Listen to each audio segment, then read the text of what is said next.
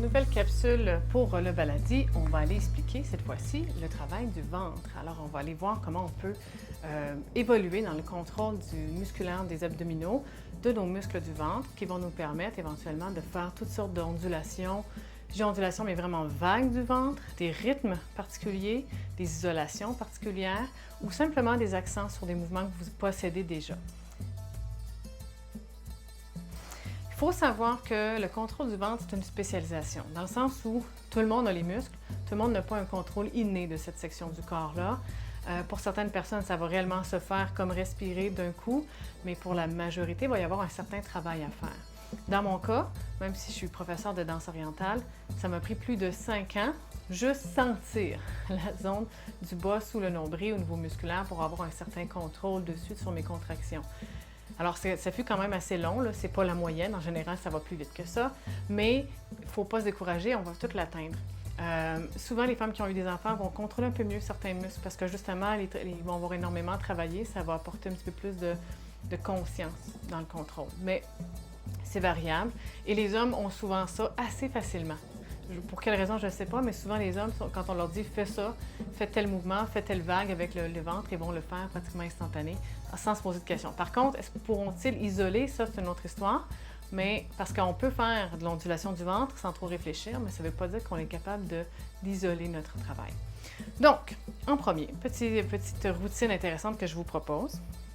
On place une main au niveau du bas du ventre, une main au niveau du plexus, moi c'est comme ça que je l'appelle. Donc vous avez votre sternum, vous avez votre nombril à mi-chemin entre les deux, la zone du plexus qu'on va vouloir aller contracter aussi.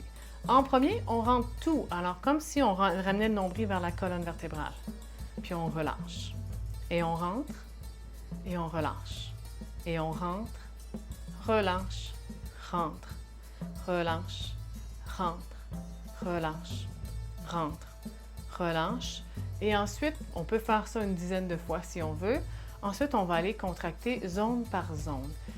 Zone par zone, c'est pas quelque chose qu'on va faire dès le début. Normalement, dans mes cours, vous le remarquerez, dans la progression des niveaux, on va faire rentrer le ventre au complet toute la première session sans penser à autre chose. Seulement dans la fin de la deuxième, on va commencer à parler d'isoler certaines sections. Puis à la troisième, on va plonger dedans vraiment comme il faut. Ça va dépendre des groupes, c'est sûr, mais ça va être à peu près comme ça qu'on va commencer à l'intégrer. Puis, c'est pas parce qu'on fait le travail en échauffement qu'on le maîtrise. Après ça, on continue de séance en séance, de niveau en niveau, on continue jusqu'à ce qu'éventuellement, il y ait une certaine maîtrise qui soit acquise. Alors, on pratique le ventre et ça pourrait être que ça. Mais c'est bon d'essayer les autres pour créer les chemins mentaux avec vos muscles. Alors, on a la main au niveau du bas du ventre. On va essayer de garder le reste relax. Et ça va être votre défi, de garder tout le reste bien détendu.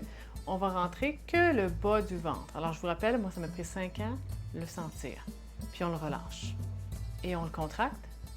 Et on le relâche. Et c'est un petit mouvement. Contracte, relâche, contracte, relâche. Attention de ne pas engager le haut. Alors, je mets ma main dessus. Ça permet de voir qu'il y a peu ou pas de mouvement qui se produit lorsque j'engage mes muscles du bas du ventre.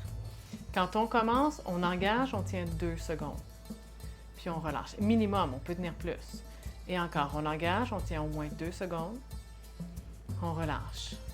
On serre. 2, 1, relâche. Serre.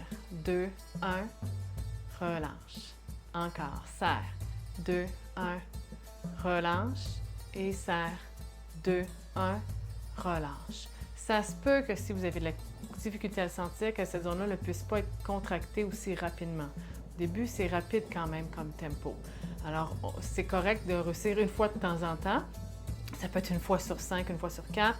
Puis, éventuellement, là, ça va progresser. Vous allez avoir un peu plus de fluidité. On va aller maintenant tout de suite vers la zone du haut, donc la zone du plexus que je vous parlais tantôt, mi-chemin entre le sternum et le nombril. Il ne faut pas faire l'erreur de placer les mains tout de suite en dessous des côtes, vraiment là, dans le haut, parce que vous n'obtiendrez pas de résultat. On n'est pas dans la zone où on va avoir vraiment le mouvement musculaire. Alors, on descend un petit peu plus bas. Cette zone-là, et là, ça ne sera pas très chic pour la vidéo, mais cette zone-là se travaille de plein de façons instinctivement. On peut tousser, puis une grosse toux, une toux qu'on veut sortir, là, ou le râlement, c'est pas beau, mais c'est très efficace pour pousser dans les muscles. La respiration du petit chien qu'on entend des fois, là, les femmes enceintes parle de ça. Je n'ai pas vraiment fait ça, moi, quand j'étais pour l'accouchement, mais bref. Vous pouvez faire. Mais c'est pas tout le monde qui va la respirer suffisamment basse, cette respiration du petit chien-là, pour faire stimuler ici. Parce que, tu sais, vous pourriez la faire juste au niveau de la gorge, juste dans le haut, il ne se passera rien. Il faut descendre un peu son souffle. Si vous riez, une bonne blague, là, un bon fou rire, là, c'est direct ici. Là.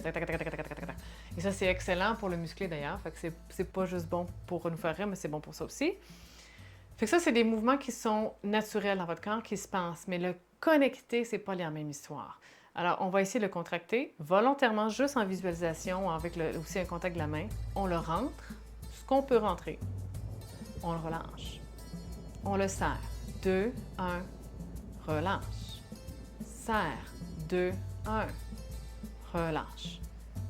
Rentre. 2, 1, relâche. Pour certaines personnes qui sont très toniques, qui ont les muscles qui s'engagent, mais qui ont peut-être un peu de difficulté à relâcher, qui ont un peu le mouvement musculaire dans la cage thoracique, on va vouloir peut-être même parfois pousser un brin. Un brin. Vraiment, là, on ne va pas loin, là, on ne pousse pas en fou, mais très léger. Par contre, si vous faites de la poussée au niveau du plexus, vous allez vous rendre compte, souvent, ça donne mal au cœur. On vient comme stimuler au niveau de l'estomac. Ça peut créer une petite nausée, donc allez-y vraiment avec modération. Mais on rentre. 2, 1, relâche ou pousse légèrement. Et serre. 2, 1, relâche. Serre. 2, 1, relâche. Serre. 2, 1, relâche. Et une dernière fois, serre. 2, 1, relâche. Excellent, on laisse aller.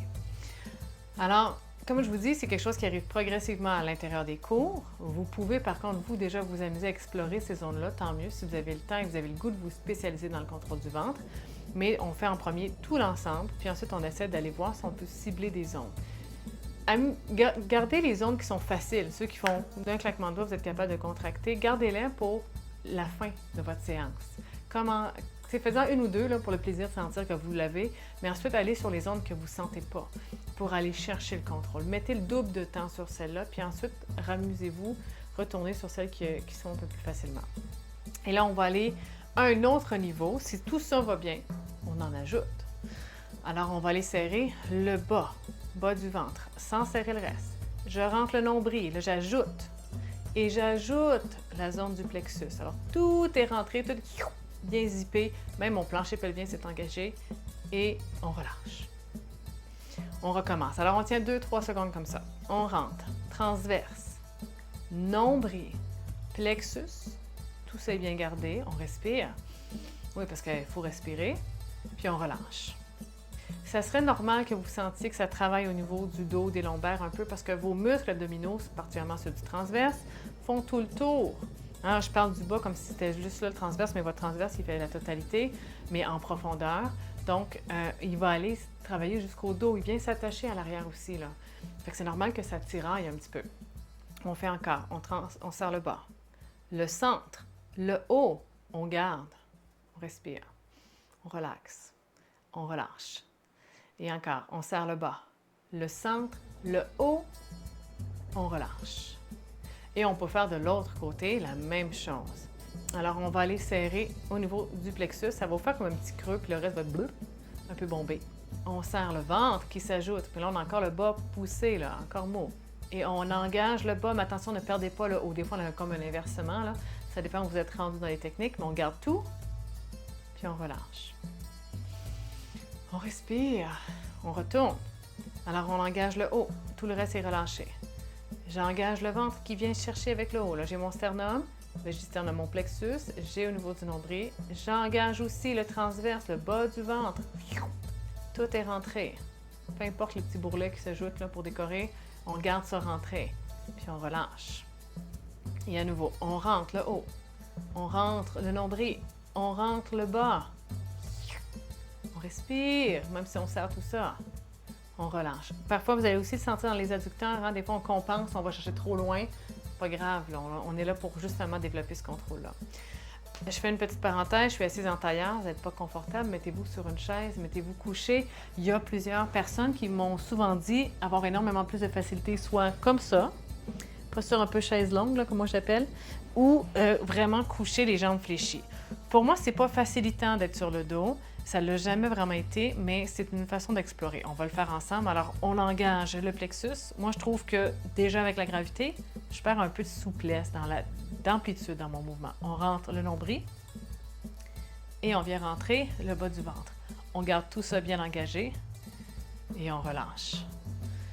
À nouveau. Puis on veut peut-être s'assurer, par contre, quand on est ici, d'être le dos neutre. Hein. Pour avoir votre dos neutre, vous voulez que vos crêtes iliaques, vos os de hanche et votre pubis, si vous mettez vos mains en contact avec l'un et l'autre, soient relativement parallèles au sol. Alors, pas les mains qui pointent en l'air, mais un peu parallèles. Ça va ramener votre courbure de lombaire, ça va amener vraiment vos muscles davantage au neutre. Ça va aider pour votre contrôle. Alors, on y va. Au niveau du plexus, on rentre le nombril. Il y aura très peu de mouvement pour le plexus lorsque vous êtes couché. On rentre le transverse. En fait, dans l'ensemble, ça va être léger. Et on relâche.